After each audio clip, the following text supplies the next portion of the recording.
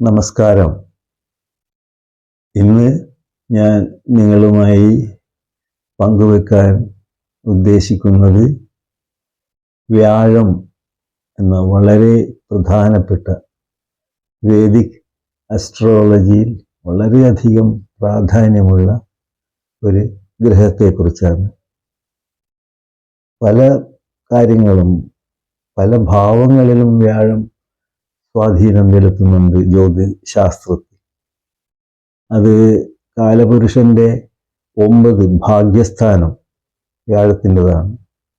അതുപോലെ തന്നെ 12 മോക്ഷസ്ഥാനം അതും വ്യാഴത്തിൻ്റെതാണ്. പക്ഷെ അതിന് ഇടയിൽ വ്യാഴത്തിന് ഒരു ഉച്ച നീചം സംഭവിക്കുന്നുണ്ട്. ഉച്ചം വരുന്നത് വ്യാഴത്തിന് കർക്കിടക രാശിയിലാണ്, ക്യാൻസർ രാശിയിൽ. നീചം വരുന്നത് മകരം രാശിയിൽ, കാപ്രിക്കോൺ. അത് ശനിയുടെ രാശിയാണ്, കർമ്മസ്ഥാനമാണത്, 10ാം ഭാവം. അപ്പോൾ എന്തുകൊണ്ട് ഈ 2 രാശിയിൽ വ്യാഴത്തിന് ഉച്ചനീചത്വം വരുന്നു? അതിനെപ്പറ്റി നമുക്കൊന്ന് പഠിക്കാം. കാരണം പല കാര്യങ്ങളും പലരും പറയുന്നുണ്ട്. ഞാൻ എൻ്റെതായ ചെറിയ ഒരു ഋഷീശ്വരന്മാർ നമുക്ക് തന്ന വിവരങ്ങൾ നിങ്ങൾക്ക് ഞാൻ പങ്കുവെക്കാം. കർക്കിടകം രാശി എന്ന് പറഞ്ഞാൽ അത് ഗേറ്റ് ഓഫ് മാൻ എന്ന് പറയുന്നുണ്ട്. മനുഷ്യദ്വാരം. അതൊരു കവാടമാണ്. സ്വർഗത്തിൽ നിന്ന് സൗൾസ് ഒരു മനുഷ്യരൂപത്തിലേക്ക് കർക്കിടക രാശിയിലാണ് പ്രവേശിക്കുന്നത്.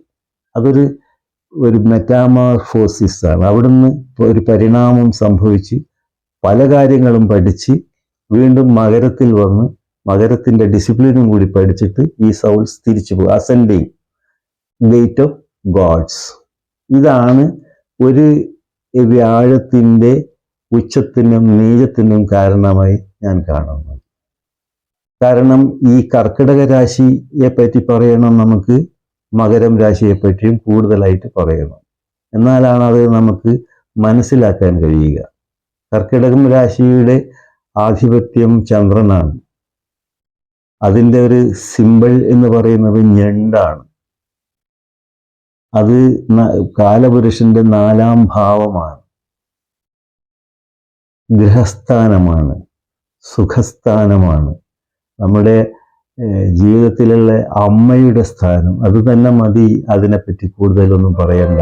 മാതൃത്വമാണ് അവിടെ, സ്നേഹം ആണ് അവിടെ, വിശ്വസ്തതയാണ് അവിടെ, ആർദ്രതയാണ് അവിടെ, നമ്മുടെ സേവനമാണ്. ഇതൊക്കെ വരുന്നത് ഈ കർക്കിടകം രാശിയാണ്. അപ്പൊ അവിടെയാണ് ഈ ആത്മാക്കൾ പ്രവേശിക്കുന്നത്.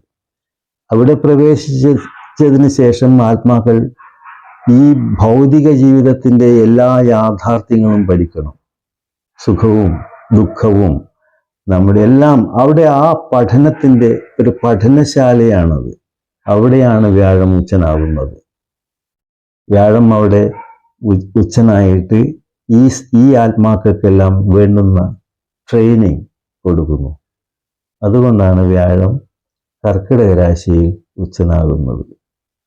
കാരണം വ്യാഴത്തിന് സന്താനങ്ങളെ ഒരു ഉത്തരവാദിത്വമുണ്ട്, സന്താനങ്ങളെ പരിപോഷിപ്പിക്കുന്നതിൽ ഉത്തരവാദിത്വമുണ്ട്, അങ്ങനെയെല്ലാം ഉണ്ട്. അതിനൊക്കെ യോജിച്ച് കിടക്കുന്ന ഒരു സാഹചര്യം ഉള്ള രാശിയാണ് കർക്കിടകം. ആ കർക്കിടക രാശിയിൽ വ്യാഴം ഉച്ചനാകുന്നു. അങ്ങനെ ഈ സൗൾസ് മനുഷ്യരൂപത്തിൽ വന്ന് അതിങ്ങനെ പ്രയാണമാണ്. പല കാര്യങ്ങളും പഠിച്ച് അത് മകരം രാശിയിലേക്ക് പ്രവേശിക്കുന്നു. അത് ശനിയുടെ രാശിയാണ്, ഡുവൽ രാശിയാണ്. അത് രണ്ടുമുണ്ട്. ഒന്ന് കർമ്മത്തിന്റെ, ആ രാശിയുടെ ചിഹ്നം സീ ഗോട്ടാണ്. പകുതി ആടും പകുതി മത്സ്യത്തിൻ്റെതുമാണ്. ഈ ഭൂമി രാശിയാണത്. അപ്പോൾ ഈ ആടിൻ്റെ കർമ്മത്തിനുള്ള തയ്യാറെടുപ്പും കർമ്മത്തിനോടുള്ള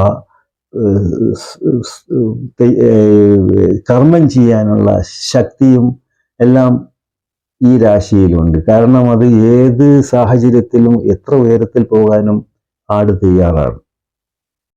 കർമ്മം അതിനൊരു വളരെ പ്രധാനപ്പെട്ട കാര്യമാണ്. അത് ഈ സൗൾസിനെ ഈ രാശിയിൽ പഠിപ്പിക്കപ്പെടുന്നുണ്ട്. അത് ശനിയാലാണ് ആ പഠനം വരുന്നത്. ഒപ്പം തന്നെ മത്സ്യത്തിൻ്റെ നമ്മുടെ ജീവിതത്തിൻ്റെ മറ്റൊരു മേഖല, നമ്മുടെ ഫിസിക്കലല്ല, ഇത് ആത്മീയമായ മേഖല, അത് ആഴങ്ങളിലേക്ക് പോയിട്ട് പഠിക്കാനും ഈ ഒരു രാശിക്ക് അവസരം കിട്ടുന്നുണ്ട്. അതാണ് ഒരു മത്സ്യത്തിൻ്റെ ഭാഗം അവിടെ കാണിക്കുന്നത്. അങ്ങനെ ഇത് രണ്ടും പഠിച്ചതിന് ശേഷം ആത്മാവ് മോക്ഷത്തിലേക്ക് പോകുന്നു. ഗേറ്റ് ഓഫ് ഗോഡ്സ്, വീണ്ടും അവർ ദൈവങ്ങളായി തിരിച്ചു പോകുന്നു. ആ സൈക്കിൾ ഇങ്ങനെ റിപ്പീറ്റ് ചെയ്തുകൊണ്ടേയിരിക്കും. അതാണ് മകരം കർക്കിടകം രാശി ഉണ്ടാകുന്നത്. അതുകൊണ്ട് തന്നെയാണ് ഈ ഡിസിപ്ലിൻ്റെ ഒക്കെ രാശിയിൽ വരുമ്പോഴാണ് വ്യാഴത്തിന് ഒരു ഒരു നീചത്വം നമുക്ക് വരുന്നത്. ആ നീചത്വം നമുക്ക് നമ്മുടെ ജാതകത്തിൽ മകരത്തിൽ വ്യാഴം വരുമ്പോൾ നമ്മുടെ സ്വഭാവത്തിലൊക്കെ കുറച്ച് വ്യതിയാനമുണ്ടാകും. ആരാധനാ സ്വഭാവങ്ങൾക്കും നമ്മുടെ സംസാരങ്ങൾക്കും എല്ലാം ചെറിയൊരു നിഷേധ സ്വഭാവങ്ങളൊക്കെ കാണാൻ സാധിക്കും. അപ്പോൾ അത് എങ്ങനെ ഇല്ലാതാക്കും?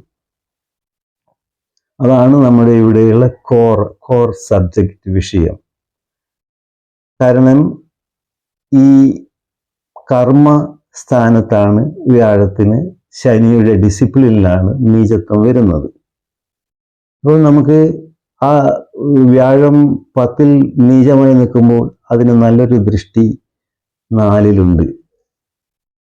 ഗ്രഹസ്ഥാനത്ത് നല്ലൊരു ദൃഷ്ടിയുണ്ട്. അപ്പോൾ നമ്മൾ എന്ത് ചെയ്യണം?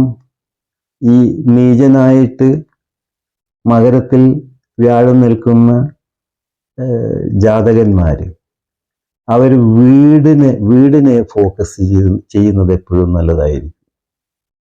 അവർ കർമ്മരംഗം എവിടെയായാലും ഒരു വീട് സങ്കല്പം അവർക്ക് എപ്പോഴും നിർബന്ധമാണ്. വീടിനെ പരിപാലിക്കുക, അമ്മയെ പരിപാലിക്കുക, സ്നേഹം എല്ലാവർക്കും കൊടുക്കുക. ഇതാണ് നമുക്ക് ഈ വ്യാഴ നീചത്തെ ന്യൂട്രലൈസ് ചെയ്യാൻ കഴിയുന്ന ഒരു ഉപാധി. വീട് ഇല്ലുമിനേറ്റ് ചെയ്യാന്ന് പറയുക, എന്ന് വെച്ചാൽ വളരെ നന്നാക്കിയിട്ട് കൊണ്ടുപോവുക, വീടിനെ ശുദ്ധീകരിക്കുക.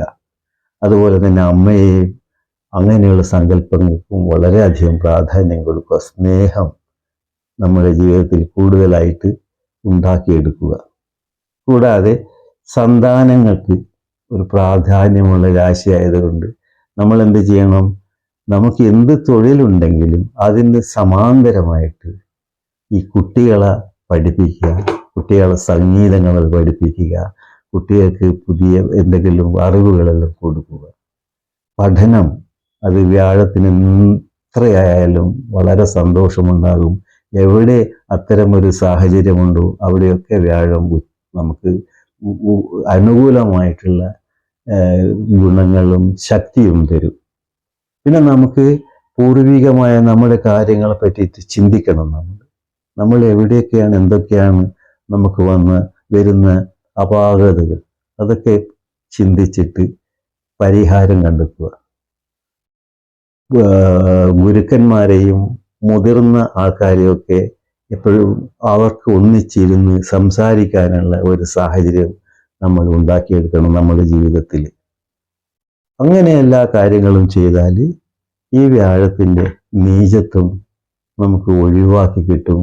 ഒപ്പം തന്നെ അത് വളരെ ശുഭനായി മാറുകയും ചെയ്യും. അത് നീചഭംഗ രാജയോഗമാക്കി എടുക്കാൻ കഴിയും. ഗ്രഹനില ഉണ്ടെങ്കിൽ അത് ഈസിയാണ്. ഗ്രഹനില ഇല്ലെങ്കിൽ നമ്മളെ പ്രായോഗികമായ നമുക്ക് ദൈവം പല വഴികളും തരുന്നുണ്ട്. അത് ഒരു ഗ്രഹം നീചമായതുകൊണ്ട് നമ്മൾ തിരസ്കരിക്കപ്പെടുകയില്ല. നമ്മുടെ ബുദ്ധിയുണ്ട് നമുക്ക്. ആ ബുദ്ധിയും പ്രായോഗികതയും നമ്മൾ സ്വീകരിച്ചാൽ എല്ലാ നീചത്വത്തെയും പരിഹരിക്കാൻ കഴിയും. കൂടാതെ നമ്മൾ ഈ വ്യാഴാഴ്ച ദിവസങ്ങളിൽ പ്രാർത്ഥനകൾ, വിഷ്ണു ക്ഷേത്രങ്ങൾ പോയിട്ടുള്ള പ്രാർത്ഥന, വ്യാഴാഴ്ച ദിവസം പാവങ്ങൾക്ക് ഭക്ഷണം കൊടുക്കൽ, അന്ന് ധരിക്കുന്ന വസ്ത്രം, മഞ്ഞ വസ്ത്രം ധരിക്കൽ, മഞ്ഞ പൊട്ട് തൊടൽ, ഇതൊക്കെ വ്യാഴത്തിന് നമുക്ക് ഒരു സേവിക്കാൻ അല്ലെങ്കിൽ വ്യാഴത്തിന് ശക്തിപ്പെടുത്താനുള്ള മറ്റു ഉപാധികളാണ്. ഇങ്ങനെയൊക്കെ ചെയ്താൽ വ്യാഴത്തിൻ്റെ നീചത്വം പോകും. ആ വ്യാഴത്തിൻ്റെ നീചത്വം നീചത്വവും ഉച്ചവും നീചവുമാകുന്നത് എന്തുകൊണ്ട് എന്നതായിരുന്നു നമ്മുടെ വിഷയം. ഇതാണ്. അതിനനുസരിച്ച് നമ്മൾ ജീവിച്ചാൽ വ്യാഴം എന്നും നമുക്ക് ബലവാനായി തന്നെ വരും. നിങ്ങൾക്കെല്ലാം ഇത് എന്തെങ്കിലും ഒരു ഉപകാരം കിട്ടിയിട്ടുണ്ടാകുമെന്ന് മനസ്സിലാക്കിക്കൊണ്ട് തൽക്കാലം ഞാൻ ഇത് നിർത്തുന്നു.